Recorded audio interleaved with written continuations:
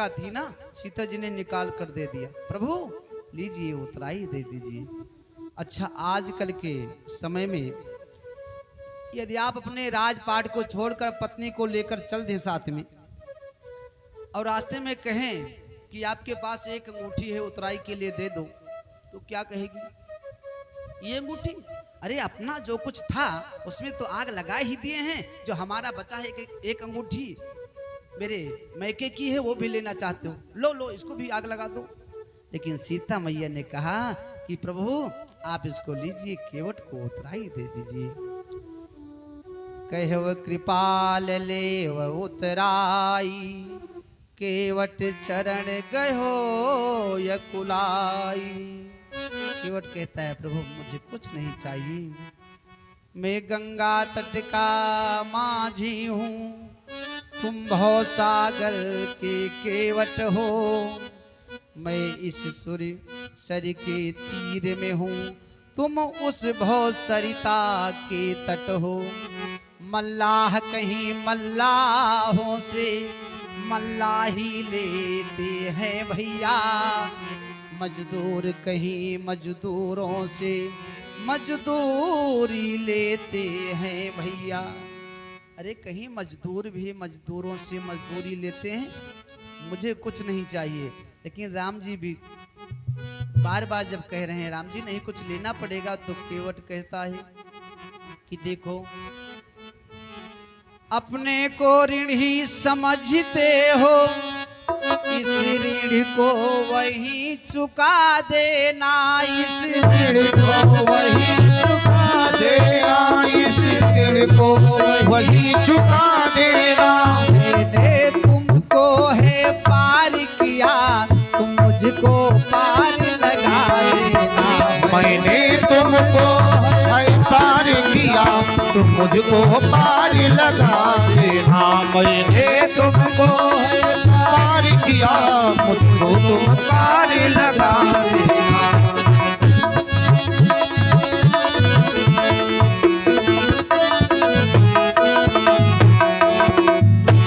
केवट कहता है मैंने तुमको पार किया यहाँ गंगा नदी में, और कुछ देना चाहते हो तो यही दे दो कि मुझे आप भवसागर के उस पार कर देना, और कुछ नहीं चाहिए। इश्क एक तरफा में मसरूर हो जाऊंगा मैं, शाम तुम होंगे समा काफूर हो जाऊंगा मैं अगर चाहूं तो चाहूं तुम न मुझको चाहना, तुमने अगर चाहा तो फिर मगरूर हो जाऊंगा मैं अगर देखूं तो देखूं तुम न मुझको देखना, तुमने अगर देखा तो फिर मशहूर हो जाऊंगा मैं अगर तड़पूं तो दिग से बिंदु टपकाना न तुम, वरना आंखों से तुम्हारे दूर हो जाऊंगा मैं। हे प्रभु अगर मैं भूल से कुछ मांगूं भी तो मुझे कुछ मत देना, मैं अगर मांगूं जो तुमसे तो भी मुझे कुछ मत देना, मुझे कुछ नहीं चाहिए। अब बहुत प्रयास किए राम जी देने को, लेकिन केवट नहीं लेता है, और राम लक्ष्मण सीता वहां से आगे बढ़ते हैं। केवट ने विदा किया। अत्रि मुनि से मिलते हैं, वाल्मीकि से मिलते हैं, भरद्वाज से मिलते हैं, और इधर भरत जी ननिहाल में थे, भरत जी को बुलाया गया। भरत जी आए, लाखों प्रकार का सौगंध जो है माता कौशल्या के सामने खाते हैं कि इस राम जी के वनगमन में हमारा कोई हाथ नहीं है। मैया ने कहा बेटा मुझे विश्वास है कि मेरा भरत कभी ऐसा नहीं हो सकता है। गुरु वशिष्ठ ने भरत जी के द्वारा महाराज दशरथ का अंतिम संस्कार कराया। भरत जी राम जी को लेने के लिए आते हैं, लेकिन राम जी भरत जी को खड़ाऊ देकर वापस कर देते हैं। नंदी ग्राम में गुफा बनाकर भरत जी रहने लगते हैं। और इधर वाल्मीकि जी से प्रभु पूछते हैं मैं कहाँ पर रुकूं। वाल्मीकि जी ने कहा आपके लिए पंचवटी सबसे सुंदर स्थान है। कुटिया बनाकर हमारे राम जी रहने लगे। एक दिन वहां पर पहुंची सूर्पनखा। सूर्पनखा जानते हो किसे कहते हैं? जिसका बड़ा बड़ा नाखून हो, लंबा लंबा सूप जैसा नाखून, उसे कहते हैं सूपनखा।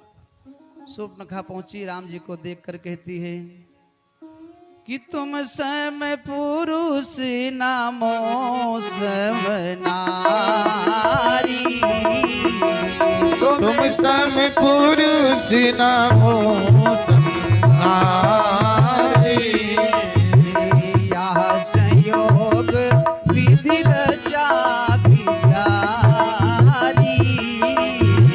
यह संयोग विधि रचा विचारी। ब्रह्मा ने बहुत सोच विचार कर इसको लिखा है कि तुम्हारे समान पुरुष और मेरे समान स्त्री संसार में कहीं नहीं है। अब ब्रह्मा जी ऊपर से सुन रहे थे, सोचने लगे मुझसे कहाँ ये गलती हो गई। अपना रजिस्टर उठाए, एक एक पन्ना पलट रहे हैं, लेकिन कहीं नहीं लिखा है। सूपनखा कहती है सुनो, मैं आपके साथ विवाह करना चाहती हूँ। तो राम जी कहते हैं सुनो, हमारे साथ? अरे मेरा विवाह हो चुका है।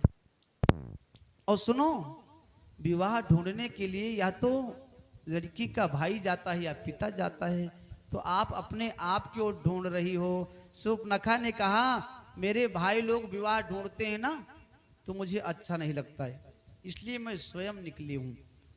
आप मुझे कुछ अच्छे लगे हो, इसलिए मैं आपके साथ में विवाह करूंगी।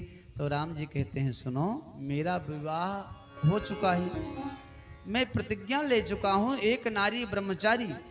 आप मेरे छोटे भ्राता के पास जाओ। अब सूपनखा पहुंची लक्ष्मण के पास, भैया मैं आपके साथ में विवाह करूंगी। लक्ष्मण जी ने कहा भैया के पास गई थी, क्या हुआ? भैया ने मना कर दिया।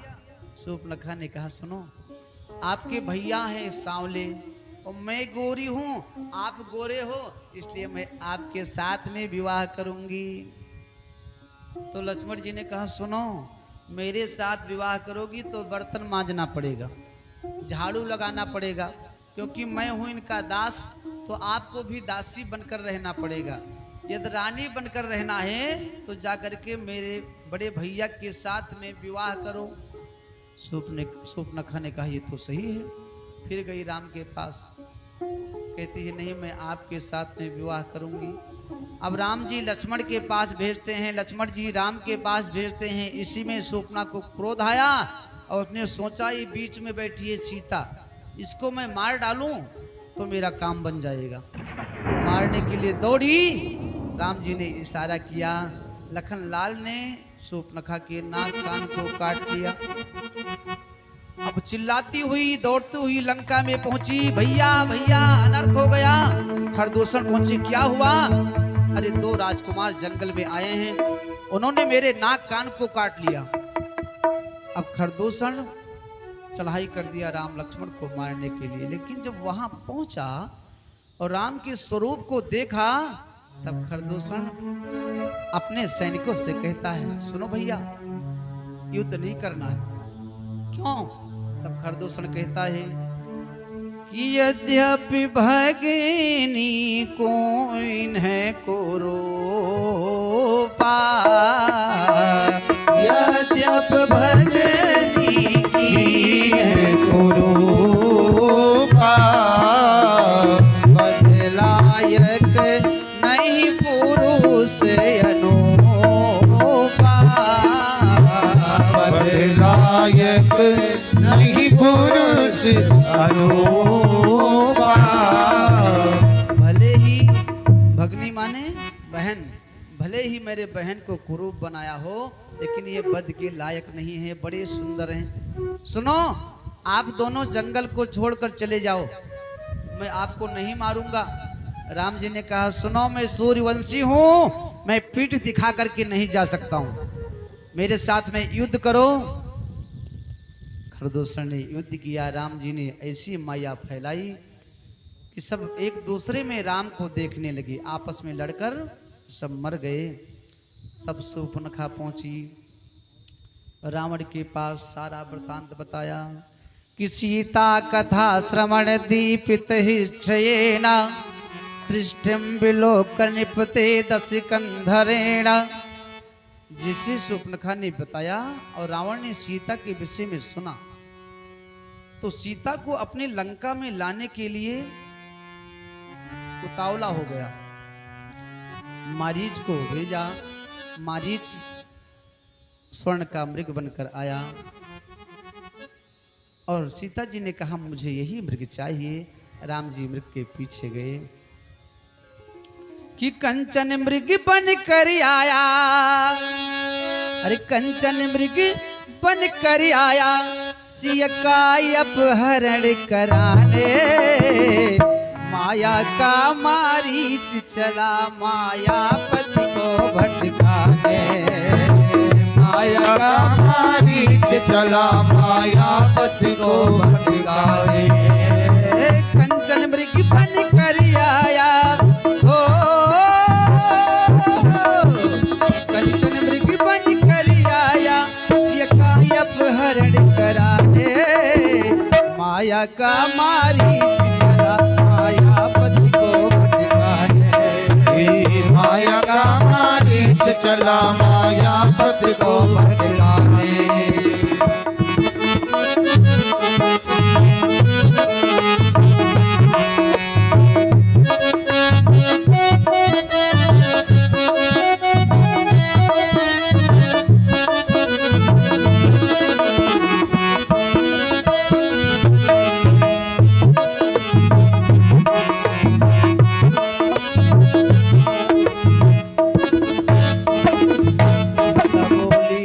देखो स्वामी जी मृग कंचन का। सीता बोली वो देखो स्वामी जी मृग कंचन का।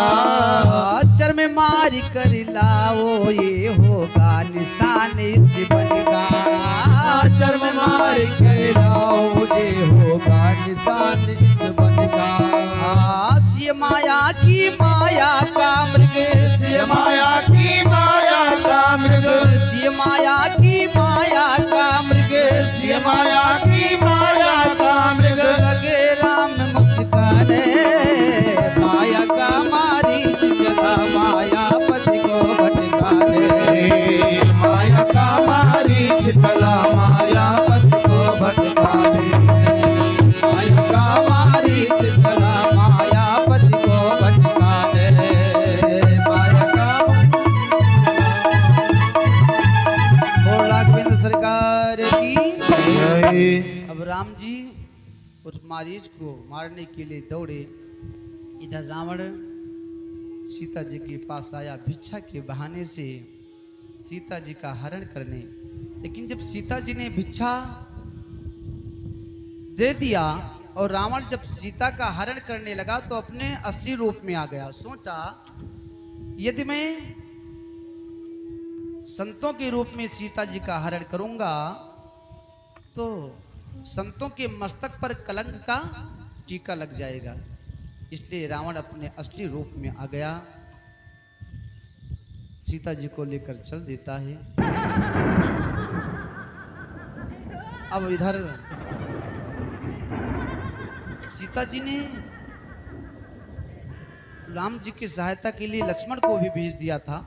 जिस समय बाण लगा, मारीच ने लक्ष्मण लक्ष्मण कहकर पुकारा तो सीता ने समझा कि राम के जीवन में संकट है, तो लक्ष्मण को भी भेज देते हैं कि भैया की मदद करो। लक्ष्मण के ना रहने पर रावण ने सीता का हरण किया।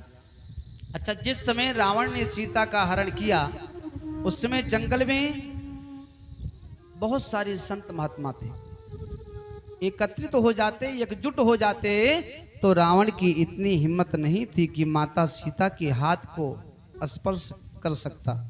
लेकिन कोई कुछ नहीं बोला। जब जटायु ने देखा, अरे ये तो मेरी पुत्री सीता है। अरे दुष्ट रावण, कायरों की भांति मेरी पुत्री सीता को लेकर कहां जा रहा है? तेरे बाजुओं में ताकत है तो रुक जा, मेरे साथ में आकर के युद्ध कर, मेरे साथ में युद्ध कर। अब रावण और जटायु के बीच में भयानक युद्ध हुआ। जटायु के द्वारा रावण मूर्छित हो गया। जब रावण मूर्छित हो गया तो जटायु आकर बैठ गया किसी ने कहा अरे भैया जटायु, रावण मूर्छित है, जाकर मार डालो। अच्छा रावण के कितने सिर थे? हैं महाराज कितने सिर थे? इधर देखो। 10 सिर में कितने नेत्र थे? 20। अब जब तक रावण मूर्छित था तब तक जटायु चाहता तो रावण के 20 नेत्रों को फोड़ सकता था कि नहीं? है? फोड़ सकता था। लेकिन जटायु कहता है निहत्थे पर, मूर्छित हुए पर और पीठ दिखाने वालों पर मैं वार नहीं करता हूं। तो लोग कहने लगे तुझे मार डालेगा रावण। तो जटायु कहता है मेरा धर्म चला जाएगा, मैं धर्म को नष्ट नहीं करना चाहता हूं। था भरा सोना सरासर लंक की दीवार में, था भरा सोना सरासर लंक की दीवार में, एक रत्ती नहीं मिला रावण को मरती बार में। जाने मत देना धर्म, करना लोभ मत धन धाम का, और धर्म ही जाता रहा तो धन रहा किस काम का। मैं अपने धर्म को नहीं जाने दूंगा। लोग कहने लगे अरे धर्म लेकर बैठोगे तो जटायु तुमको रावण मार डालेगा। रावण जटायु ने कहा, किसी ने एक दीपक से पूछा कि आप जल रहे हो, बुझ जाओगे तो क्या होगा? तो दीपक ने कहा सुनो, अब चाह स्नेही स्नेह की नहीं, स्नेह में जी को जला चुका हूं, बुझने की मुझे परवाह नहीं, पथ सैकड़ों को दिखला चुका हूं। मैंने अनेकों लोगों को रास्ता दिखा दिया, अब मैं बुझ जाऊंगा तो उसकी चिंता नहीं है। जटायु के कहने का मतलब है मैंने अनेकों लोगों को रास्ता दिखा दिया कि निर्बल की सहायता करनी चाहिए, अब मैं मर जाऊंगा तो उसकी चिंता नहीं है। अब रावण की मूर्छा दूर हुई। फिर रावण अपने हाथ में कृपान उठाता है। क्या उठाया? क्या उठाया? कृपान। कृपान जानते हैं किसे कहते हैं? नहीं, तलवार अलग है, कृपान अलग है। कृपान मतलब कृपा ना, जिसमें दोनों तरफ धार ही धार हो, किसी तरफ कृपा ही ना हो, उसे कहते हैं कृपान। रावण ने कृपान उठाया। जटायु दोबारा आकर युद्ध करता है। रावण ने कृपान के द्वारा जटायु के पंखों को काट दिया। जटायु मूर्छित हो गया, मूर्छित होकर पृथ्वी पर गिर पड़ा। इधर राम जी कुटिया पर पहुंचते हैं, देखते हैं सीता जी नहीं हैं, वहां से चल देते हैं। वृक्षों से पूछते हैं, खग मृग से पूछते हैं कि हे खग मृगी है मधुकर श्रेणी, तुम देखी सीता मृग नैनी। किसी ने मेरी सीता को देखा? किसी ने कुछ जवाब नहीं दिया। और आगे बढ़े तो देखते हैं जटायु मूर्छित पड़ा हुआ है। राम जी लक्ष्मण से कहते हैं भैया भैया ये तो अपना जटायु है। जैसे राम जी ने जटायु के ऊपर अपना हाथ रखा, जटायु नेत्र को बंद करके प्रभु के नाम का स्मरण कर रहे थे। कहने लगे कोई भी हो वे कहता हूँ, जाओ अब मुझको मरने दो। हाँ राम मंत्र वही सीता का, आराधना हमको करने दो। कोई भी हो यहाँ से जाओ, मुझे किसी से बात नहीं करना है, मुझे तो केवल राम के नाम का स्मरण करना है। कि गद गद हो बोले प्रभु, अरे मैं ही हूँ वह राम। और गिरिराज देखो तुम्हें, अरे करता राम प्रणाम। हे जटायु, जिस राम को आप पुकार रहे हो ना, वो राम आपके पास बैठा है।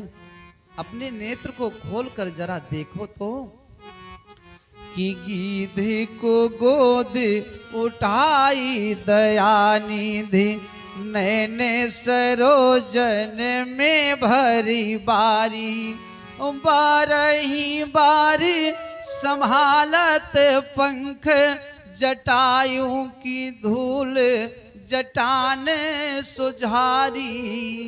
राम जी ने जटायु को गोदी में ले लिया, अपने जटाओं से जटायु के शरीर में जो धूल लगा हुआ था ना उसको झाड़ने लगे कि न जाने कौन से गुण पर, अरे न जाने कौन से गुण पर दया निधि जी जाते हैं। कौन से गुण पर दया रीझ जाती है। न जाने कौन से गुण पर दया निधि रीझ जाते हैं। न जाने कौन से गुण पर दया रीझ जाते हैं। कौन से गुण पर दया रीझ जाते हैं। न रोए बन गमन में श्री पिता की वेदनाओं पर, न रोए मन गमन में भी पिता की वेदनाओं पर। न रोए बन गमन में श्री पिता के वेदनाओं पर। न रोए मन गमन में पिता की वेदनाओं पर। उठाकर गिद्ध को निज गोद में आंसू बहाते हैं। उठाकर गिद्ध को निज गोद में आंसू बहाते हैं। न जाने कौन से गुण पर दया निधि रीझ जाते हैं। न जाने कौन से गुण पर दया निधि रीझ जाते हैं। आज राम जी जटायु को लेकर इतना रोए कि जितना दशरथ के मरण पर, सीता के हरण पर राम जी नहीं रोए, उससे ज्यादा आज जटायु की स्थिति को देखकर रो रहे हैं। कहते हैं जटायु, आपको इस स्थिति में किसने पहुंचाया? आपको कष्ट किसने दिया? आपके पंखों को किसने काटा? मुझे बताओ, मैं उसको छोड़ूंगा नहीं। तब जटायु कहता है कि नाथ दशानन यह गति कीनी। नाथ दशानन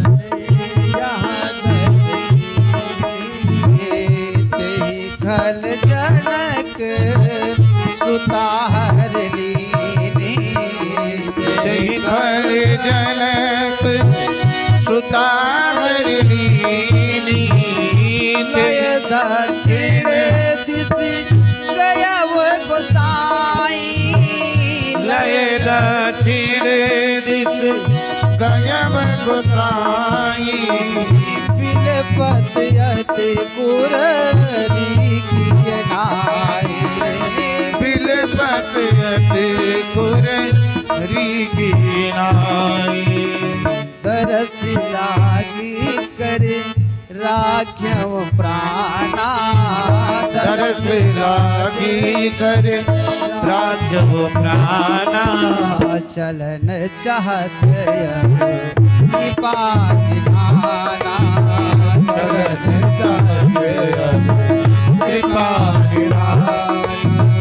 जटायु ने कहा कि मेरी ये दशा रावण ने मैंने किया है और मेरी पुत्री सीता को यहाँ से दक्षिण दिशा के तरफ ले गया है। आपके दर्शन के लिए मैं शरीर को रख रखा था, अब मैं शरीर छोड़ना चाहता हूँ। तो राम जी कहते हैं नहीं, अभी आपको जीना है। आपके कोई पुत्र नहीं था और मेरे पिताजी अब नहीं रह गए हैं, तो आप जब जीवित रहेंगे तो आपको पुत्र का अभाव नहीं होगा और मुझे भी पिता का सेवा करने का शुभ अवसर प्राप्त हो जाएगा। तो जटायु कहता है सुनो, मुझे जीने का शौक नहीं, मुझे जीने का शौक नहीं, जीता हूँ दर्श पाने को।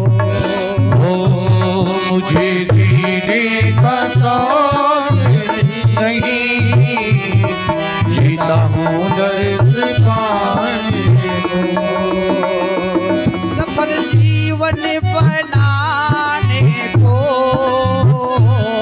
सफल जीवन बनाने को, सफल जीवन बनाने को, जीता हूँ दर्श पाने को। सफल जीवन बनाने को, जीता हूँ दर्श पाने को।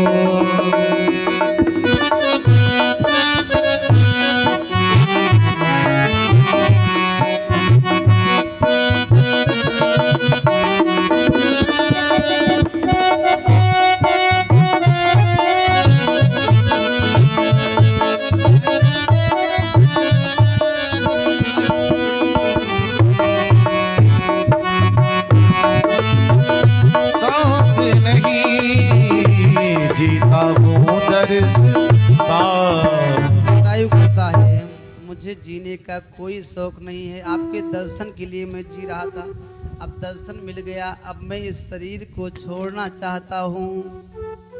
राम जी कहते हैं अरे आप जो मांगो सो मैं आपको प्रदान करूँगा, लेकिन आप अभी जीवित रहो। तो जटायु कहता है आपके पास क्या है जो आप मुझे दे सकते हो?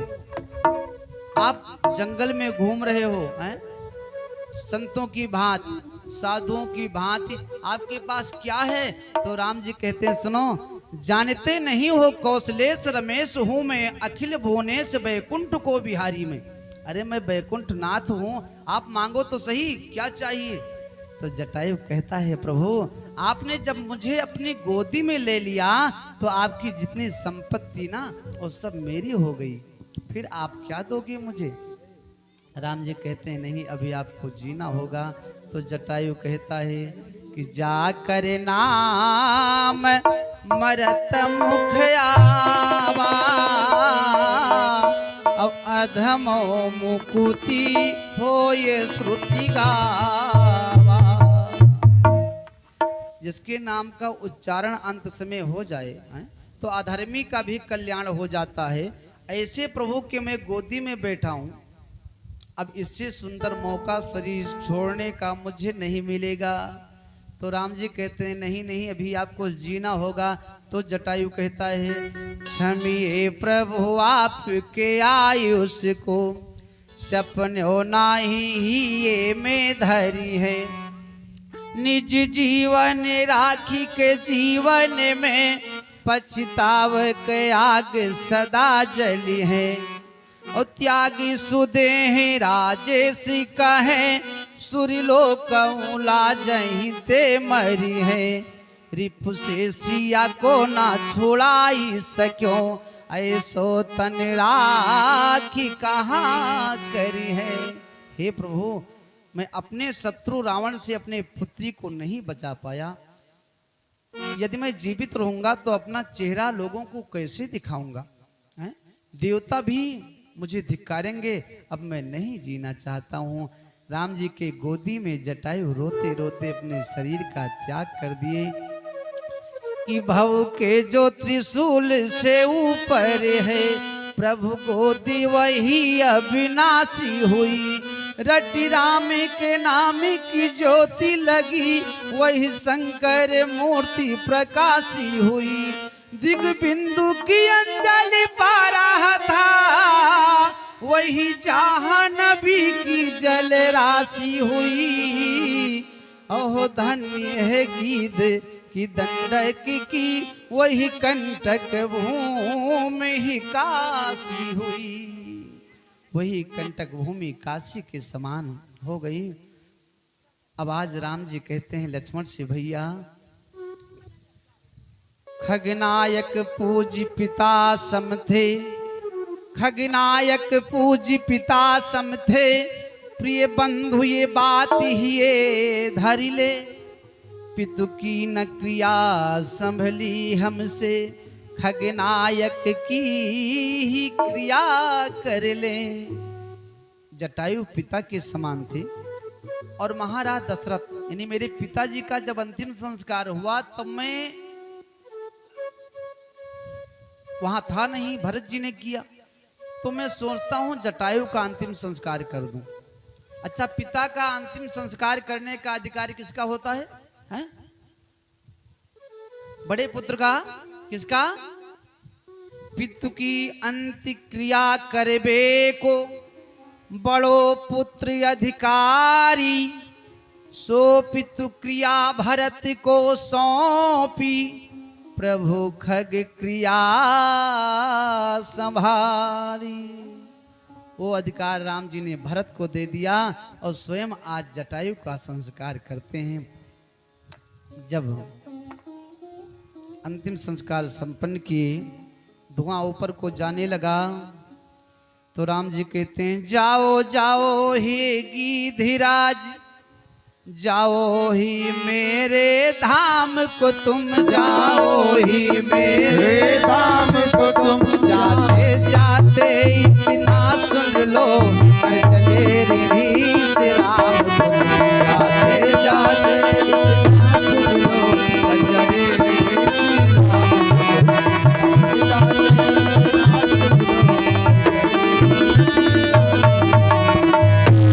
बोल राजा रामचंद्र की जय। जटायु का अंतिम संस्कार संपन्न किए राम जी। हनुमंत लाल से मुलाकात हुई, सुग्रीव की मित्रता हनुमान जी ने कराया राम जी से, और बाली आताई था, हमारे प्रभु ने उसका उद्धार किया। इन दिशाओं में अन्य वानरों को भेजा गया, दक्षिण दिशा में हमारे हनुमान जी पहुंचे। अच्छा देखो, हनुमान जी का चारों युग परिताप तुम्हारा, सतयुग त्रेता द्वापर कलयुग चारों युग में हनुमान जी की कृपा बरस रही है। एक बार एक सेठ जी गए कुंभ के मेले में प्रयागराज में स्नान करने, तो उनकी सेठाइन वहीं कहीं भीड़ में जो है खो गई। अब जब सेठाइन खो गई तो सेठ जी बड़े दुखी राम मंदिर पर पहुंचे। अरे भैया पंडित जी, हाँ सेठ जी, अरे मेरी सेठाइन जी कहीं इसी में जो है पिछुड़ गई हैं, हमसे अलग हो गई हैं, तो देखो विचार कर अपने पंचांग में, अपने ज्योतिष के द्वारा कि वो मिल सकती हैं। पंडित जी ने पंचांग खोला, हाँ हाँ मिल सकती हैं। क्या करना होगा? पंडित जी बोले देसी घी का 1.25 कुंटल लड्डू बनवा कर लेकर आओ, राम जी का भोग लगाओ, फिर आपकी सेठानी मिल जाएगी। अब सेठ जी ने देसी घी का 1.25 कुंटल लड्डू बनवाया, अब भोग लगाने के लिए वहां से चल दी। अब घी जैसे महका, राम मंदिर से पहले हनुमान जी का मंदिर था। पंडित जी बाहर निकले, हे भैया सुनिए, 5 किलो लड्डू दे दो। ठेले वाले ने रोका, सेठ जी आए, खबरदार एक भी लड्डू मत उठाना। पंडित जी ने कहा क्यों? अरे ये सब संकल्प किया गया है, ये राम जी के मंदिर पर चढ़ाना है। तो हनुमान जी के पुजारी ने कहा भैया क्यों चढ़ा रहे हो इतना सारा लड्डू? तो सेठ जी ने कहा मेरी सेठानी इसी मेले में कहीं मुझसे अलग हो गई है, नहीं मिल रही है, तो 1.25 कुंटल देसी घी का लड्डू राम जी को अर्पण करूंगा तो राम जी की कृपा से मुझे मेरी धर्मपत्नी मिल जाएगी। तो हनुमान जी के पुजारी ने कहा अरे भले आदमी, तू पहले अपने आप सोच कि राम जी की धर्म पत्नी जब सीता का हरण हो गया है, तब राम जी स्वयं नहीं ढूंढ पाए, मेरे हनुमंत लाल जी उनको ढूंढने के लिए गए हैं। तब तेरी धर्म पत्नी को राम जी कैसे ढूंढेंगे? जब इस प्रकार हनुमान जी के पुजारी ने कहा तो सेठ जी ने सारा लड्डू हनुमान जी को अर्पण कर दिया। और परिक्रमा ही कर रहे थे कि सेठानी वहां पर पहुंच गई। कहाँ घूम रही थी तू, मुझसे अलग हो गई थी? सेठानी ने कहा अरे मैं राम जी का दर्शन करने गई थी तो सोचा चलो हनुमान जी का भी दर्शन कर लेती हूँ, सो आप मिल गए। तो हनुमान जी का चारों युगों में परिताप है। लंका में पहुंचे, सीता मैया का पता लगाकर राम जी को बताते हैं। राम जी ने चढ़ाई किया, रावण का संहार किया, विभीषण को राज दिया और फिर अयोध्या पहुंचते हैं, राज प्रशासन को संभालते हैं।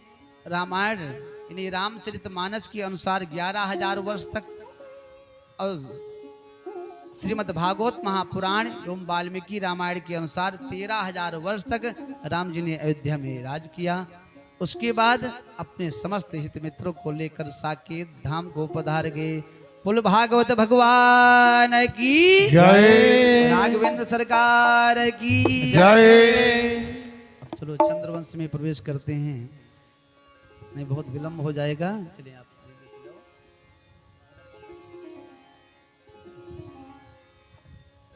राजा परीक्षित आज कहते हैं महाराज आपने मुझे सूर्यवंश के विषय में तो श्रवण कराया, अब मैं कुछ जो है चंद्रवंश के राजाओं के विषय में जानना चाहता हूं। तो सुखदेव जी कहते हैं नारायण के नाभि से कमल, कमल से ब्रह्मा है, ब्रह्मा से अत्रि, अत्रि से चंद्रमा, चंद्रमा से बुद्ध, बुद्ध से पुरुरवा, पुरुरवा के 6 पुत्र हुए आयु, सुतायु, सत्यायु, रय, विजय और जय। इसी वंश में आगे चल करके एक गाधी नाम के राजा हुए जिनके पास कोई पुत्र नहीं था, एक पुत्री थी। उनका विवाह गाध जी ने ऋचिक मुनि के साथ में कर दिया। तो ऋचिक जी से गाध जी, ऋचिक मुनि बहुत तपस्वी थे, उनसे कहने लगे मुझे भी पुत्र चाहिए। तो उन्होंने चरु बनाया। चरु को जब गाध की धर्मपत्नी ने ग्रहण किया तो पुत्र हुआ जिसका नाम पड़ा विश्वामित्र। और ऋचिक मुनि ने अपनी पत्नी को जब चरु खिलाया तो उसके पुत्र हुआ, उसका नाम पड़ा जमदग्नि। जमदग्नि के 4 पुत्र हुए परशुराम आदि। अब इधर गाद जी के वंश में आगे चल करके एक नहुस नाम के राजा हुए जिनके 6 पुत्र हुए। 6 पुत्र हुए यति, ययाति, सयाति, आयति, वियति और कृत। उन 6 पुत्रों में सुखदेव जी कहते हैं जो ययाति नाम के राजा थे उनका विवाह गुरु शुक्राचार्य की पुत्री देवयानी के साथ में हुआ। तो राजा परीक्षित कहते हैं गुरुदेव ये बताओ कि शुक्राचार्य जी ब्राह्मण थे, राजा ययाति एक क्षत्रिय थे, और एक क्षत्रिय के साथ में ब्राह्मण पुत्री का विवाह कैसे संभव हो गया? तो सुखदेव जी कहते हैं एक समय की बात है कि राजा वृषपर्वा की पुत्री शर्मिष्ठा अनेकों सहेलियों को लेकर साथ में देवयानी को लेकर के सरोवर में स्नान करने पहुंची। अपने अपने वस्त्रों को निकाल कर बाहर रख देती हैं और सरोवर में स्नान करने लगती हैं। इधर भोले बाबा पार्वती जी को लेकर पहुंचते हैं।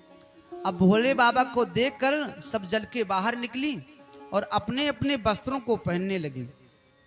तो क्या हुआ, शर्मिष्ठा ने भूल से देवयानी के कपड़ों को पहन लिया, जिस पर देवयानी ने शर्मिष्ठा को बहुत भला बुरा कहा। तब शर्मिष्ठा को क्रोध आया और उसने देवयानी के हाथ को पकड़कर कुएं में धक्का दे दिया। अब इधर राजा ययाति शिकार खेलने गए थे, अचानक प्यास लगी तो कुएं के पास पहुंचे। कुएं में देखे तो देवयानी के हाथ को पकड़कर राजा ययाति ने बाहर निकाला। देवयानी ने कहा सुनो, आपने यदि मेरा हाथ पकड़ लिया है तो कभी छोड़ना मत। क्यों? क्योंकि मैं आपके साथ में विवाह करूंगी। ययाति ने कहा अरे मैं क्षत्रिय हूं और तुम तो शुक्राचार्य की पुत्री हो ना? हाँ हाँ, मैं शुक्राचार्य की पुत्री हूँ। तो आपका विवाह मेरे साथ में संभव नहीं हो सकता है। तो देवयानी ने कहा, मुझे गुरु बृहस्पति का जो पुत्र है कच ने श्राप दे दिया है कि मेरा विवाह किसी ब्राह्मण पुत्र के साथ में हो ही नहीं सकता है। अच्छा, श्राप कब दिया? एक समय की बात है कि गुरु बृहस्पति का पुत्र जिसका नाम था कच, वो मृत संजीवनी विद्या सीखने के लिए गुरु शुक्राचार्य के पास पहुंचा।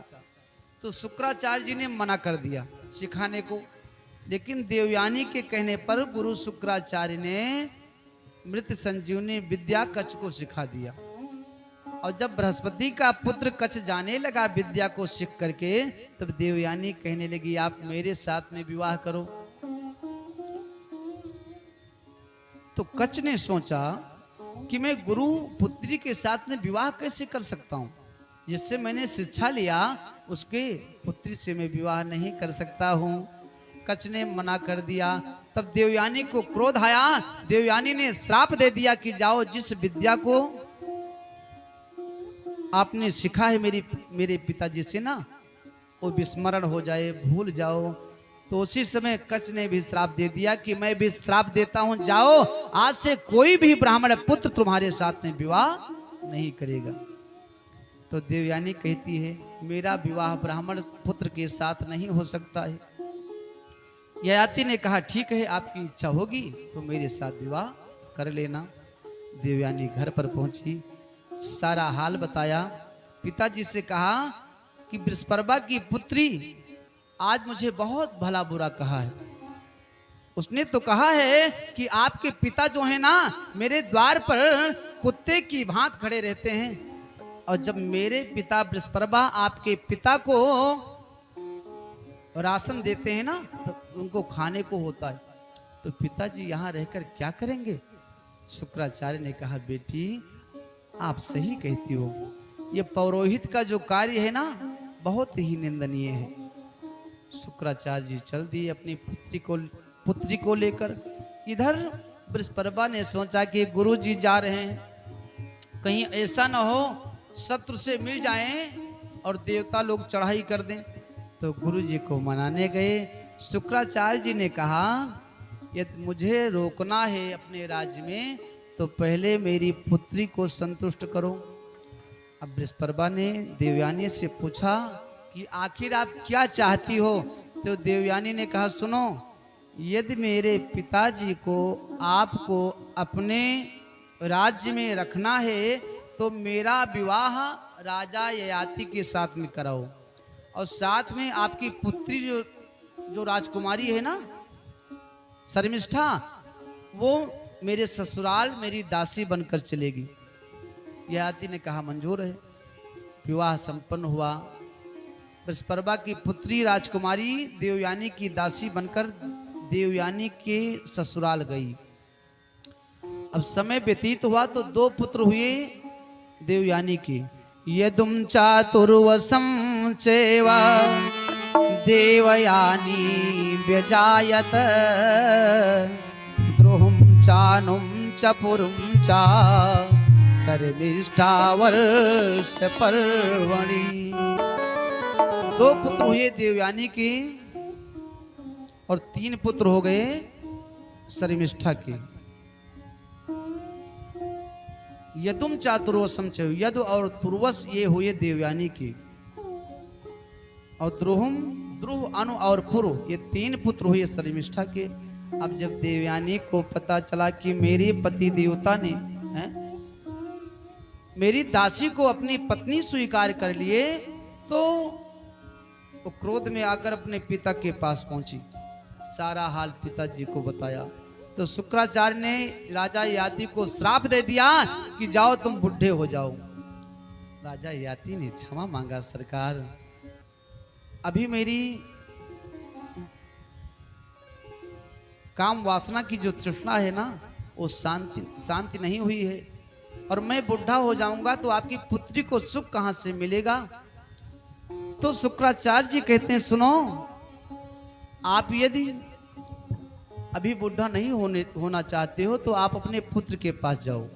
आपका कोई भी पुत्र अपनी युवा अवस्था से अपनी इच्छा से दे देगा तो और काफी समय तक आप कामोप सुख भोग सकते हो।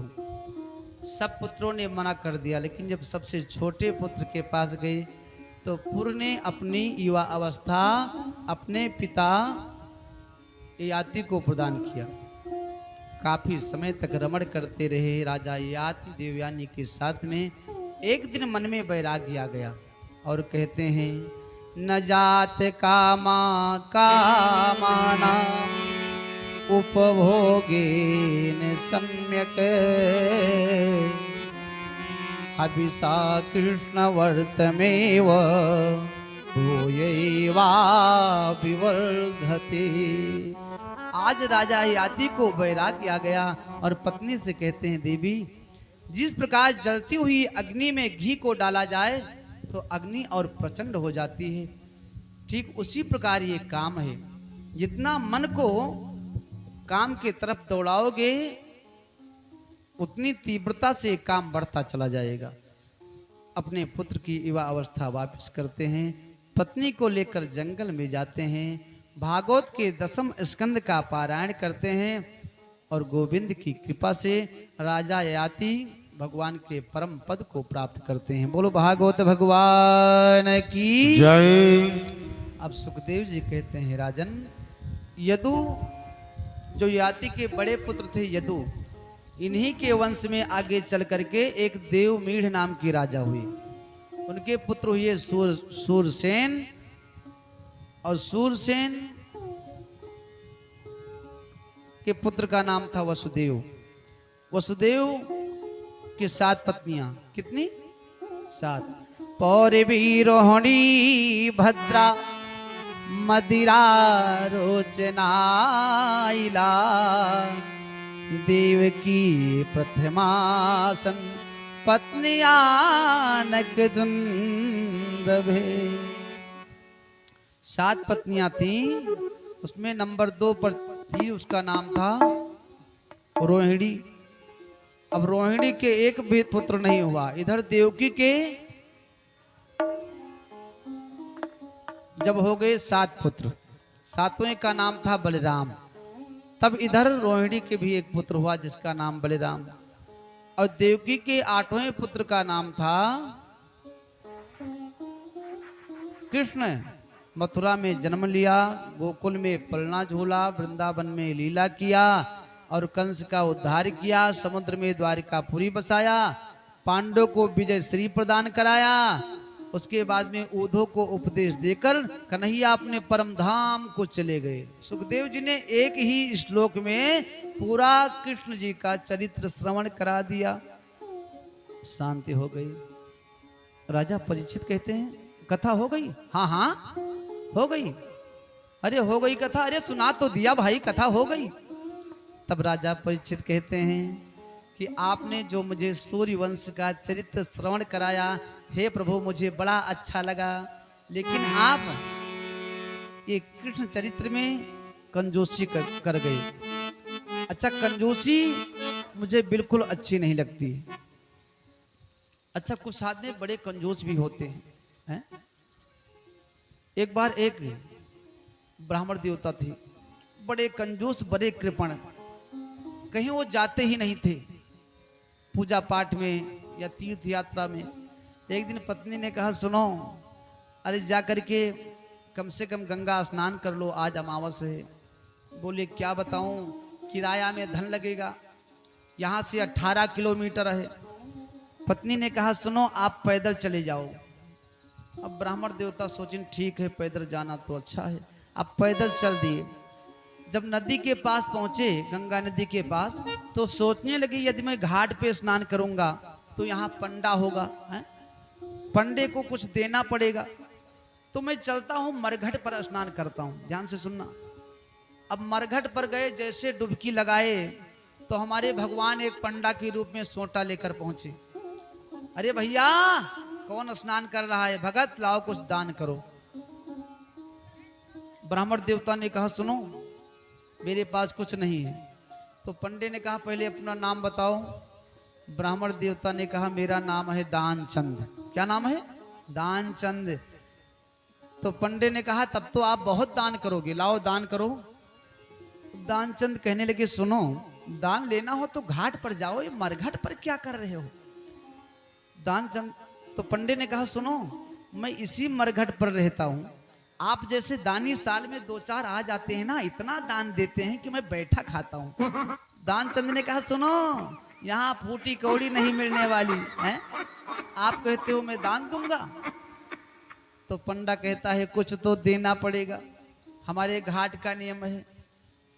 तो बोले अच्छा चलो आपको मैं 1 धेला दे दूंगा। अब 1 धेला पैसा देने को दानचंद ने कहा और बोले कि अभी नहीं दूंगा, उधार करता हूं, बाद में दूंगा। पंडा ने कहा ठीक है। अब जैसे दानचंद अपने घर पर पहुंचे ना, पंडा भी पहुंच गया, दरवाजा पीटा। दानचंद की धर्मपत्नी बाहर निकली, भैया कौन? अरे मैं पंडा हूं, आपके पति देवता घाट पर स्नान करने गए थे, सो वहां पर कुछ हार कराए थे धन देने के लिए, जाकर बता दो पंडा आया है। पत्नी गई, सुनो वो गंगा नदी में स्नान करते समय किसी को आपने कुछ देने को कहा है? वो पंडा आया है। पंडा आ गया? हाँ हाँ। सुनो तो जाकर उससे कह दो कि मेरे पति देवता की तबीयत खराब है। अब दानचंद की धर्मपत्नी पहुंची, अरे बाबा आप यहां से जाओ, मेरे पति देवता बहुत बीमार हैं, फिर कभी आना। पंडा ने कहा सुनो, अरे मैं कैसे जा सकता हूं, मेरे यजमान की तबीयत खराब है, अब मैं चला जाऊं? मैं जा रहा हूं, डॉक्टर बुलाने, दवा करा के तब जाऊंगा। अब दानचंद की धर्मपत्नी पहुंची, सुनो सुनो क्या हुआ? अरे वो डॉक्टर को बुलाने जा रहा है, अब क्या होगा? दानचंद ने कहा जाकर के बता दो मेरे पति देवता मर गए, अब इस दुनिया में नहीं है। दानचंद की धर्मपत्नी आई, सुनो सुनो बाबा क्या हुआ? अरे कहीं मत जाओ। क्या हुआ? अरे पूछो मत, अब इस दुनिया में नहीं रह गए। क्या हुआ बताओ? कहती हो मर गए, अब आप जाओ।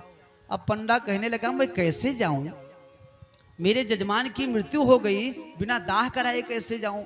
अब पूरे गांव में जो है पंडा ने कहा कि सुनो दानचंद की मृत्यु हो गई। अब पूरे गांव की भीड़ लग गई, पांस काटा गया, चिट्ठी बांधी गई, कफन लाया गया। जब कफन में लपेटने लगे दानचंद जी को, और दानचंद जी बोल नहीं रहे हैं देखो, तो दानचंद की धर्मपत्नी कहती है बाबा बाबा ये मरे नहीं है, मैं झूठ बोल रही थी। तो पंडा कहता है सुनो ये मर चुके हैं बेटा, ये आपका मोह बोल रहा है, आप यहां से जाओ। अरे मर चुके हैं, जाओ जाओ। अब लेकिन दानचंद कुछ ना बोला, यहां से लेकर पहुंचे मरघट, चिट्ठी पर लिटा दिए, फिर भी ना बोला। जब आग लगाने का नंबर आया तो भगवान पंडे के रूप में सबसे कहते हैं भैया सुनो मैं इसके कान में कुछ कहना चाहता हूं। तो अब पंडे के रूप में भगवान जाते हैं, कहते हैं सुनो आया हूं बैकुंठ से तुम्हें हित नाता जोड़ी। जैसे इतना भगवान ने कहा तो दानचंद ने आंख खोला और देखा तो वही पंडा, फिर आंख बंद कर लिया। भगवान ने सोचा अजीब जजमान है। फिर भगवान ने कहा कि आया हूं बैकुंठ से तुम हित नाता जोड़, और मांग लियो वरदान कुछ, जौन चाहे तो मांग लियो। तो दानचंद कहिन फिर धेला दी जो छोड़, जो मैंने आपको देने को कहा था वही छोड़ दो, और मुझे कुछ नहीं चाहिए। ऐसे ऐसे भी कृपण होते हैं। लेकिन आज तो मेरे कन्हैया का जन्मोत्सव होने वाला है, नंद बाबा खूब लुटाएंगे, ऐसे सबको लुटाना है, किसी को कंजूसी नहीं करना है।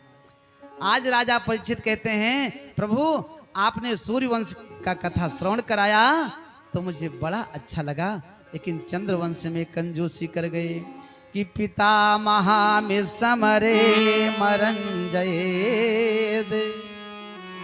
वृत्याद्य तीर्थे सिद्धि मंगलै दुरत्रयम कौरो से निशागरम कृत्वा तरंद्यत्पलम यत्लवाः। कहते हैं देखो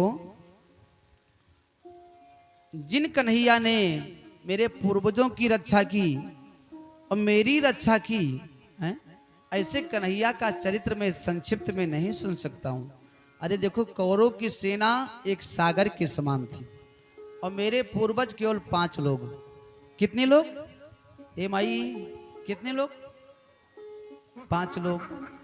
अब 5 लोग मेरे पूर्वज, और कौरव की सागर रूपी सेना को मेरे पूर्वज ऐसे लांघ गए जैसे कोई बछड़ा गाय के खुर के गड्ढा को आसानी से लांघ जाता है।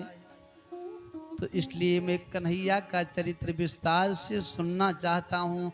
तब सुखदेव जी कहते हैं कि आपको भूख लगी होगी, प्यास लगी होगी, थोड़ा जल पी लो, है, भोजन कर लो।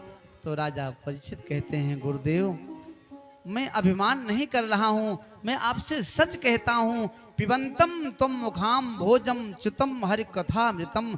आपके मुख से जो मैं गोविंद की मंगलमयी कथा का रसास्वादन कर रहा हूँ ना, तो उससे मुझे भूख नहीं लगी है, प्यास नहीं लगी है। आप कथा का श्रवण कराओ।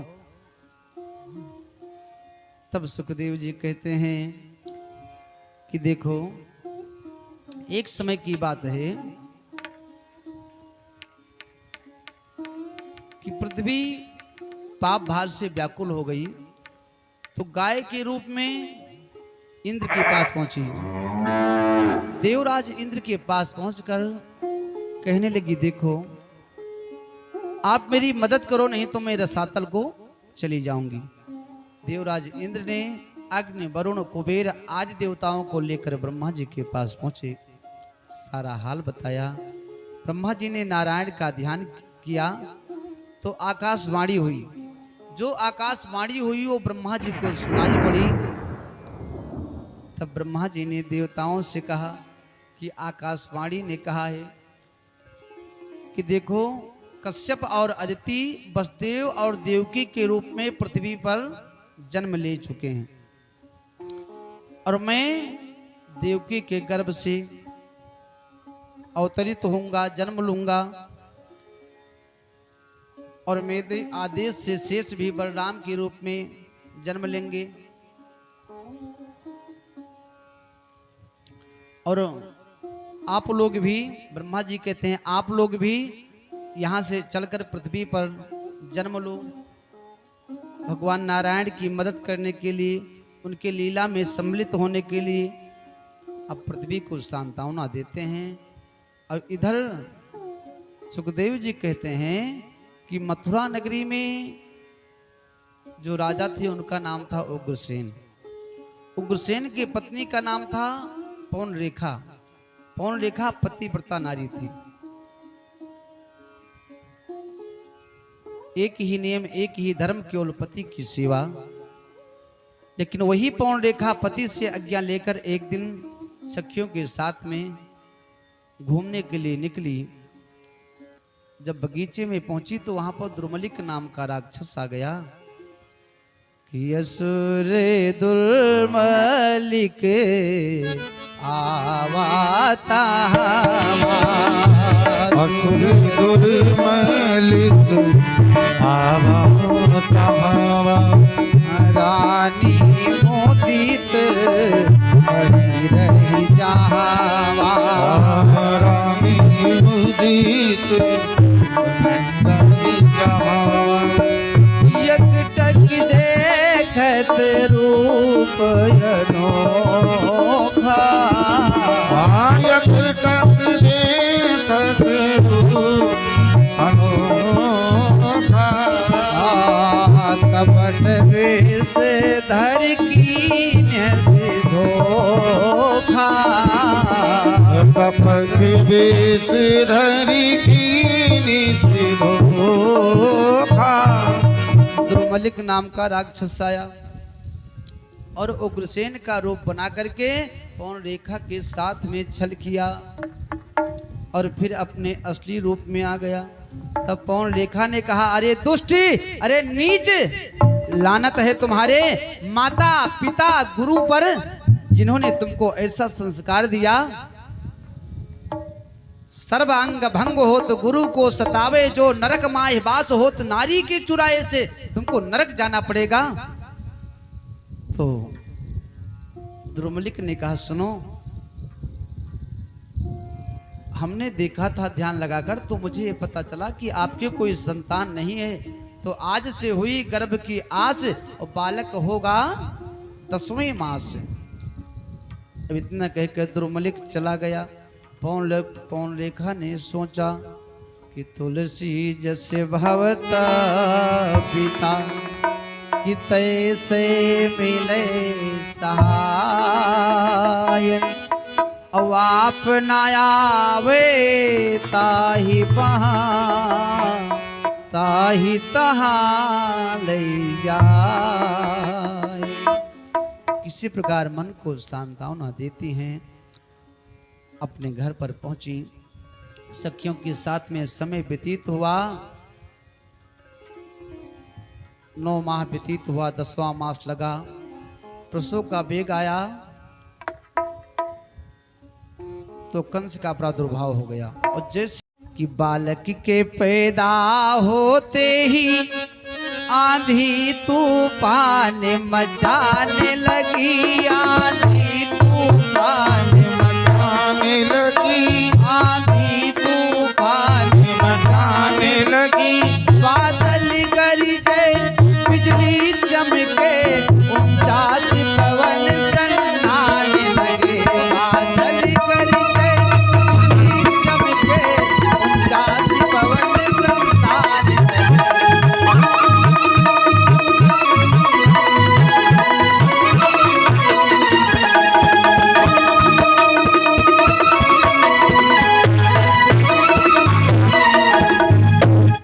जिससे जन्म लिया कंस तो बादल गरजने लगे, वृक्ष की डालियां टूट टूट करके गिरने लगी।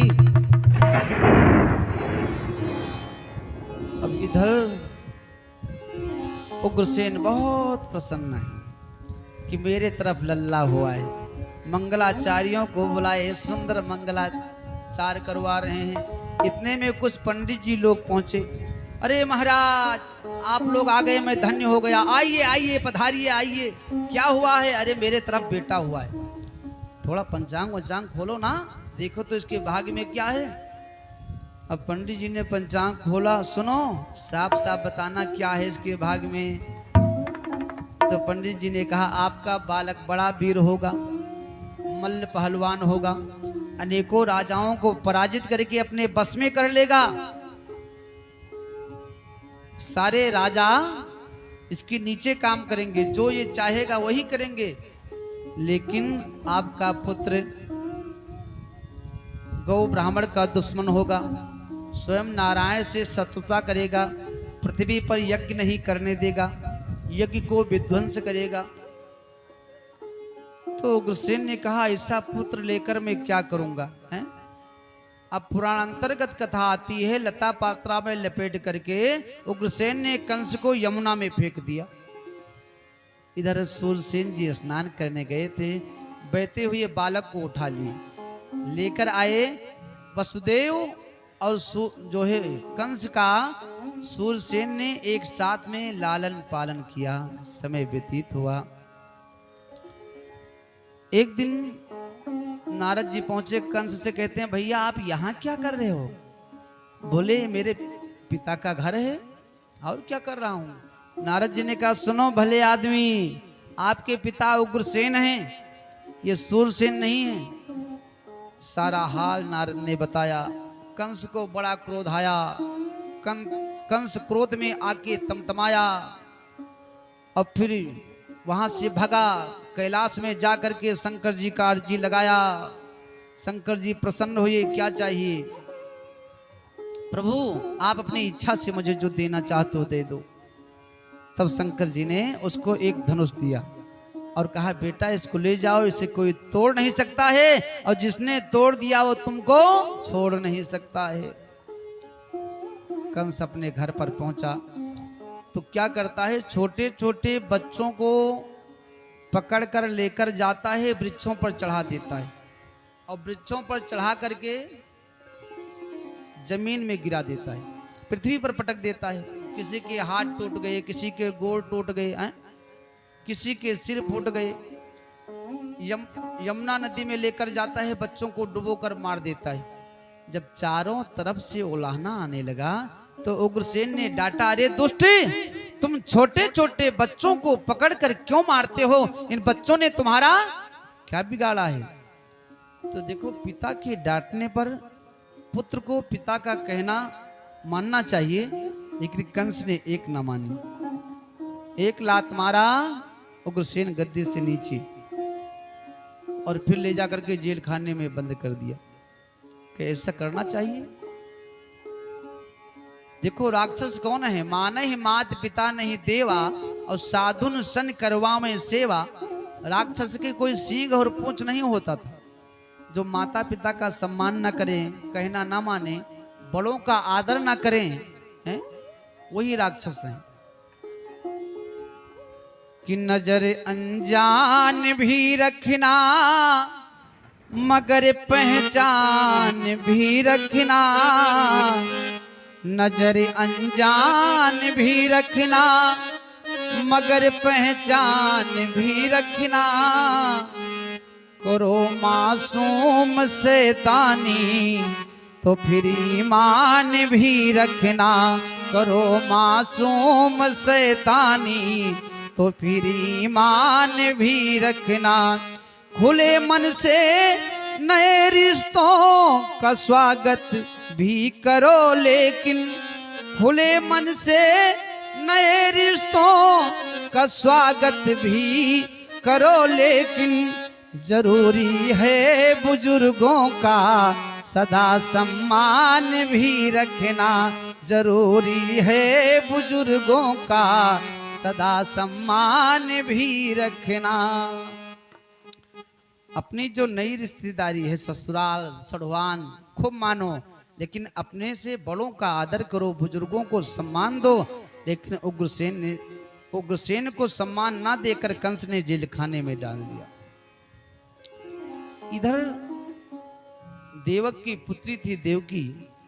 देवकी जब विवाह के योग्य हो गई तो देवक ने सोचा कि मेरी पुत्री विवाह के लायक हो गई है और मेरा भतीजा आजकल राजा है, तो चलो उससे पूछता हूं कि देवकी का विवाह किसके साथ में कर दिया जाए।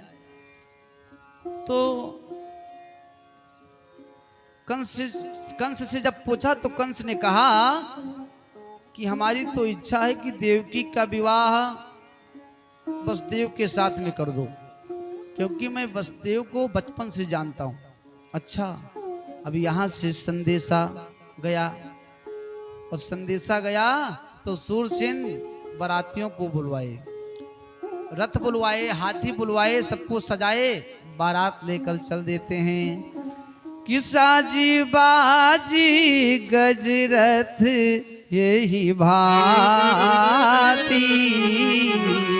साजी बाजी गजरथ यही भांति, चले मुदित मन सकल भराती, चले मुदित मन सकल बराती। हम बारात लेकर पहुंच गए। धूमधाम से देवकी और वसुदेव का विवाह संपन्न हुआ। और जब देवकी की विदाई होने लगी तो कंस ने कहा, सुनो, ये मेरी मुंह बोली बहन है, मेरी भगनी है, मैं इसको इसके ससुराल तक छोड़ने के लिए जाऊंगा। आहा, कितना प्रेम है बहन के प्रति। उसी पालकी में बैठा जिसमें देवकी बैठी थी। रास्ते में पहुंचे तो आकाशवाणी हुई कि पथे पग्रहणम कंस मां भास्याः शरीरिवा अस्वास्ताष्टमो गर्भो हंसाया वह से अबुध। आकाशवाणी हुई कि सुनो, जिस मोहबोली बहन को बड़े प्रेम से उसके ससुराल को छोड़ने के लिए जा रहे हो, उसी के 8वें गर्भ से तेरा काल जन्मेगा। अब जैसे इतना कंस सुना, पालकी से कूदा और एक हाथ से देवकी के केश को पकड़कर खींचा और दूसरे हाथ से तलवार को निकाला। तो वसुदेव जी कहते हैं, राजन, ये क्या कर रहे हो? कंस ने कहा, आपका दिमाग खराब है? अरे अभी अभी आकाशवाणी ने कहा कि देवकी के 8वें गर्भ से मेरा काल जन्मेगा, है? तो आपको सुनाई नहीं पड़ा? अरे मैं इसको मार डालूंगा तो ना रहेगा बांस और ना बजेगी बांसुरी। तब वसुदेव जी कहते हैं, राजन आप मरने से क्यों डरते हो? जिसका इस पृथ्वी पर जन्म हुआ है ना, उसका मरना सुनिश्चित है। मृत्यु जन्मवताम वीर देहेन सहजायते अद्यवा सतान्ते वा मृत्युर्वे प्राणिनाम ध्रुवः। यहाँ पर कोई चीज सत्य है तो मृत्यु। जिसका जन्म हुआ है राजन, उसकी मृत्यु निश्चित है। और मरता ये शरीर है राजन, ये जो जीव है ना, इसकी मृत्यु नहीं होती है। क्योंकि गीता में भगवान ने स्वयं कहा है, वासांस जीर्णानि यथा विहाय नवानि गृह्णानि नरोपराणि तथा शरीराणि विहाय जीर्णानि अन्यानि संयाति नवानि देहि। जिस प्रकार हम सब अपना पुराना वस्त्र निकाल कर उसका त्याग कर देते हैं और नवीन वस्त्र को धारण करते हैं, ठीक उसी प्रकार ये जीव आत्मा अपने पुराने शरीर का त्याग करके नूतन नए शरीर को धारण करती है। ये जीव आत्मा की मृत्यु नहीं होती है। कंस ने कहा, ए वसुदेव, ये वेदांतों की व्याख्या मत करो, मुझे नहीं सुनना है, मुझे देवकी को ही मार डालना है। तो वसुदेव ने सोचा अब कोई दूसरा उपाय सोचना होगा। तो वसुदेव ने कहा, राजन ये बताओ, आकाशवाणी ने कहा है कि देवकी का 8वां पुत्र आपका काल होगा, तो आप ऐसा करो, देवकी को ना मारकर आप देवकी के जितने पुत्र होंगे ना, जैसे जन्म लेंगे तैसे मार डालना। छोटा बच्चा आपका क्या कर पाएगा? अरे हाँ वसुदेव, आपने तो बड़ा सुंदर उपाय बताया, लेकिन सुनो, तब तक आपको देवकी के साथ में मेरे घर पर जेल खाने में रहना होगा। वसुदेव जी ने कहा, मंजूर है। अब देवकी वसुदेव को कंस ने जेल खाने में डाल दिया। समय व्यतीत हुआ, प्रथम पुत्र हुआ जिसका नाम कीर्तिमान है। अब उसको लेकर जब वसुदेव जी चलने लगे तो देवकी कहती है, हे स्वामी, ये मेरा प्रथम पुत्र है। 9 माह तक मैंने इस बच्चे को अपने जो है पेट में रखा और आज जब जन्म हुआ आप इसको लेकर जा रहे हो काल के पास, अरे इसको मत लेकर जाओ। तो वसुदेव जी कहते हैं, देवी, मैंने कंस को वचन दिया था और मैं सत्य से पीछे नहीं हटना चाहता, क्योंकि संत जन कहते हैं कि धर्म न दूसर सत्य समाना, दूसर सत्य समाना, आगम निगम पुराण बखाना, आगम निगम पुराण बखाना। मैं सत्य से पीछे नहीं हटूंगा। पुत्र को देवकी के गोदी से लेकर कंस के पास पहुंचे। कंस ने कहा, ओहो वसुदेव, मुझे विश्वास हो गया आप बात के बड़े पक्के हैं, लेकिन सुनो, अरे इस बेचारे को मैं क्यों मारूं? आकाशवाणी ने तो कहा था, हे मैया,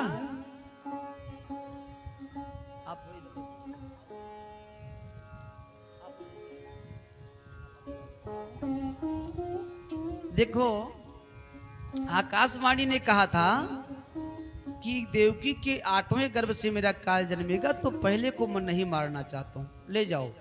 वापस कर दी।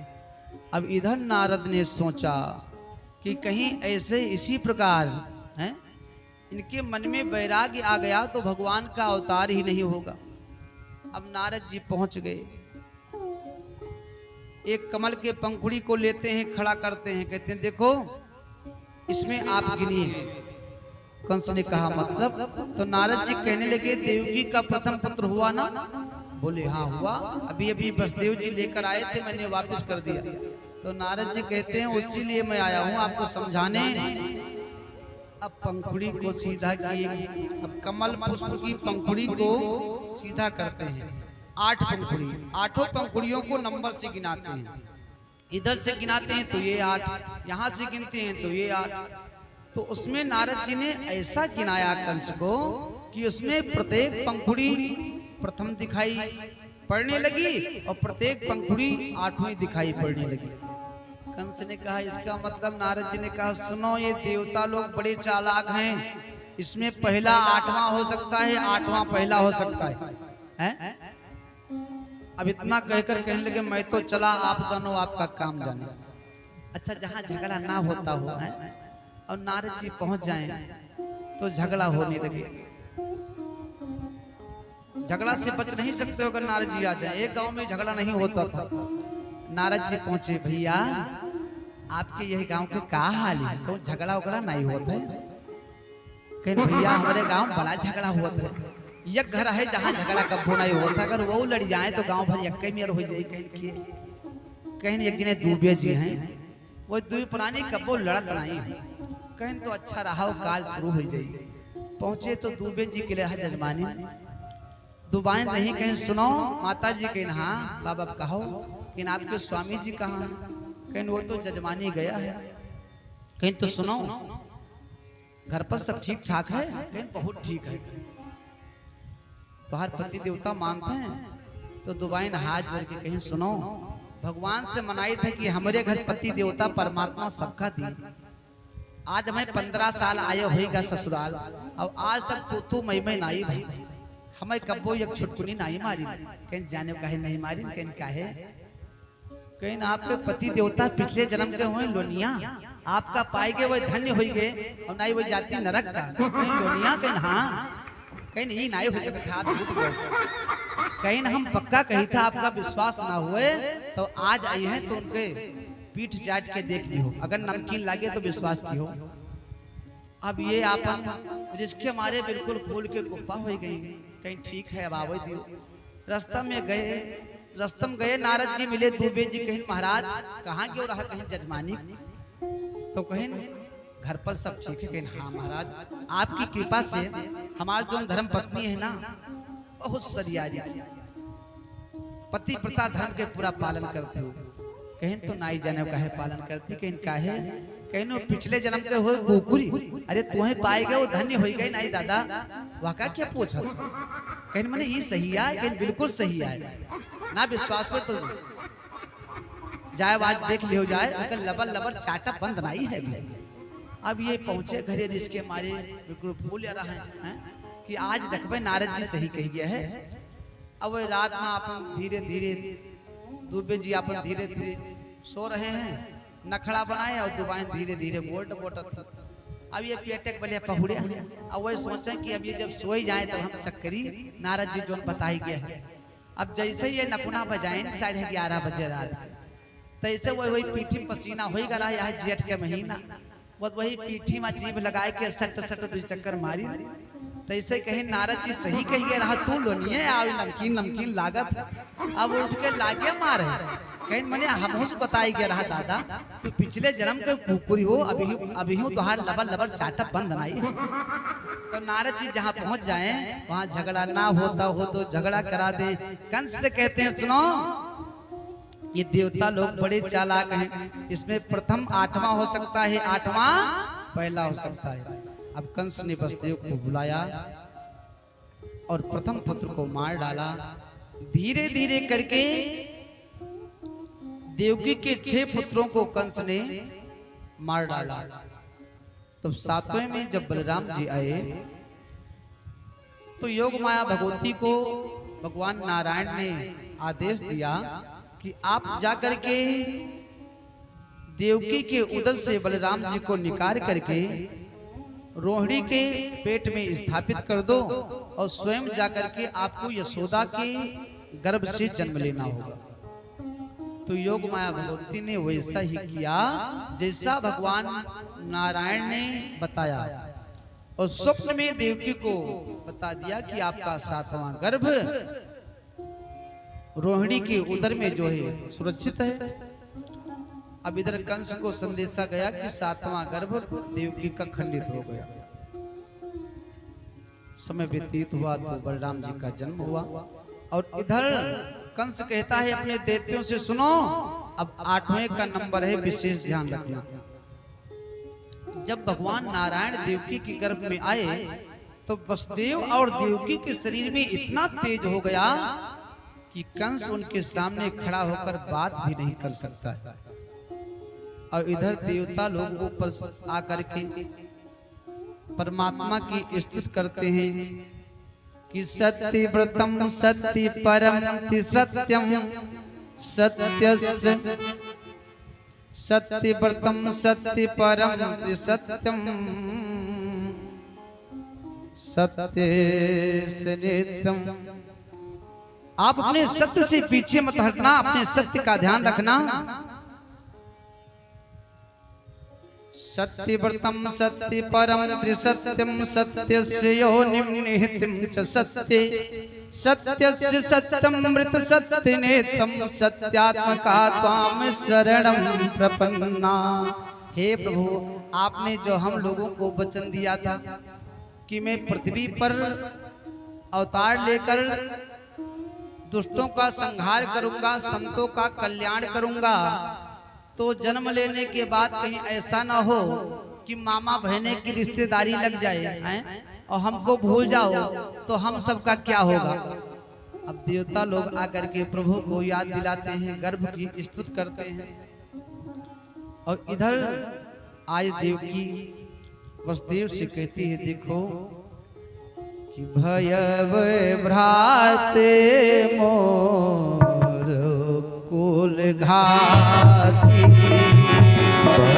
भ्रात कुल घाती पीजत करे रोवत यही भांति पीजत करे रोवत यही भांति पीजत करी रो पीजत करी रोवत यही भांति भयव भ्रात मोर कुल घाती भ्रात मोर कुल घाती। कहते स्वामी, मेरा भाई मेरे कुल का घातक हो गया है, ये मेरे पुत्रों को जीने नहीं देगा, और ये जो 8वां पुत्र होने वाला है, किसी प्रकार इसको आप बचा लीजिए। क्योंकि संत जन कहते हैं, सुतिबद्ध सम जग आने ना पापा सुतिबद्ध सम जग आने ना पापा यहाँ अनित कवन अविध ढापा यहाँ अनित कवन अविध ढापा। देखो, सुत के वंश के समान कोई पाप नहीं होता है। आतताई के हत्या से बढ़कर कोई पाप नहीं है। इस जो है अनीत को किसी प्रकार बंद कराइए, इसको ढांपिए, इसको ढक दीजिए, मेरे पुत्र की रक्षा कीजिए। अच्छा, धीरे धीरे समय व्यतीत हो रहा है। अच्छा, नारद जी ने कंस से बताया था कि आपका जो शत्रु है ना वो काला काला होगा, है ऐसा होगा? हाँ, काला होगा, काला काला होगा, मुरली वाला होगा, बड़ा नटखट होगा। उसी दिन से कंस यदि कहीं दाल में काला जीरा देख लेता है ना तो थाली को छोड़कर भाग जाता है। इतना चिंता हो गई कि कंस भीतर से बिल्कुल कमजोर हो गया। अच्छा, चिंता एक बात चिता से कह रही थी कि बहन, मैं आपसे बड़ी हूं। तो चिता ने कहा, सुनो, अरे तुम मुझसे बड़ी कैसे हो सकती हो बहन? क्यों? क्योंकि मैं मरे हुए व्यक्ति को जलाकर राख कर देती हूँ। तो चिंता ने कहा सुनो बहन, अरे तुम मरे हुए व्यक्ति को जलाकर राख करती हो ना, लेकिन मैं जीते जी व्यक्ति को जलाकर राख कर देती हूँ। कैसे? तो चिंता कहती है, चिंता है बड़ी चिता से भी नर को निर्जीव बनाती है, नर को निर्जीव बनाती है, नर को निर्जीव बनाती है। मुर्दे को चिता जलाती है, चिंता जिंदे को खाती है। मुर्दे को चिता जलाती है, जिंदे को चिंता खाती है। मुर्दे को चिता जलाती है, जिंदे को चिंता खाती है। चिंता कहती है जीते जी व्यक्ति को जलाकर भीतर से खोखला कर देती हूँ। अब कंस बिल्कुल कमजोर हो गया। कैसे? कि ज्यों काठे घोने खाते हैं, अरे को न जाने पीर, और सो चिंता चित्त में भइल, बुद्धि बल घटत शरीर। जैसे लकड़ी में घुन लग जाए ना तो भीतर से वो कमजोर हो जाती है, ठीक उसी प्रकार कंस की स्थिति है। आज भादों का महीना, कृष्ण पक्ष आ गया और हर्षण योग, वृष लग्न, अष्टमी तिथि है। एक कमी है क्या? रोहिणी नक्षत्र नहीं आया। हमारे प्रभु ने सोचा कि देवकी भाग्यवान इसलिए है कि मैं इसके गर्भ से जन्म ले रहा हूं, और यशोदा पुण्यात्मा इसलिए होगी कि मैं उसके दुग्ध का पान करूंगा। लेकिन रोहिणी को क्या मिलेगा? इसलिए मैं रोहिणी नक्षत्र में अवतार लूंगा। अथवा दूसरे संत का मत है, प्रभु ने सोचा मैं चंद्रवंश में अवतार ले रहा हूं, तो चंद्रमा की जो पत्नियां हैं ना 27, उन 27 पत्नियों में जो रोहिणी नाम की पत्नी है उससे चंद्रमा बहुत प्रेम करते हैं। तो इसलिए मैं रोहिणी में अवतार लूंगा। अब जैसे रोहिणी नक्षत्र आया, ठीक रात्रि में 12 बजे मेरे प्रभु का प्राकट्य हो गया। बोल बाल कृष्ण लाल की। सशंक चक्रम सकरीट कुंडलम सपीत वस्त्रम सरसीरोहे क्षणम सहार वक्षस्थल कौस्तुभं श्रियं नमामि विष्णुं शिरसा चतुर्भुजं। गदा पद्म लेकर आ गए। देवकी ने कहा प्रभु ये क्या है? तो भगवान कहते हैं मैया, मैंने सोचा कि जितने आपके पुत्र हुए ना उनको कंस मामा मार डाले, तो मैं सोचा ये शंख चक्र साथ में लेकर चलूंगा। यदि जो काम 11 वर्ष 56 दिन पर करना है ना, वो काम यदि कंस मामा आ जाएंगे तो आज ही निपटा दूंगा। मैया कहती हैं आप छोटे हो जाओ। हमारे प्रभु छोटे हो गए और कहते हैं कि देखो आप हमको यहाँ से गोकुल भिजवाओ, और वहां पर मेरी कृपा से योग माया भगवती ने यशोदा के गर्भ से अवतार लिया है, उसको ला करके कंस को सौंप देना। अब हमारे कन्हैया छोटे हो गए। अच्छा देखो, परमात्मा सहायता उसी की करते हैं जो कर्म करना जानता है। कर्म नहीं करोगे तो फल नहीं मिलने वाला। जैसे वसुदेव जी सोचे कि मैं अपने पुत्र को लेकर यहाँ से जाऊंगा, तो हाथ की हथकड़ी, पांव की बेड़ी सब खुल गई।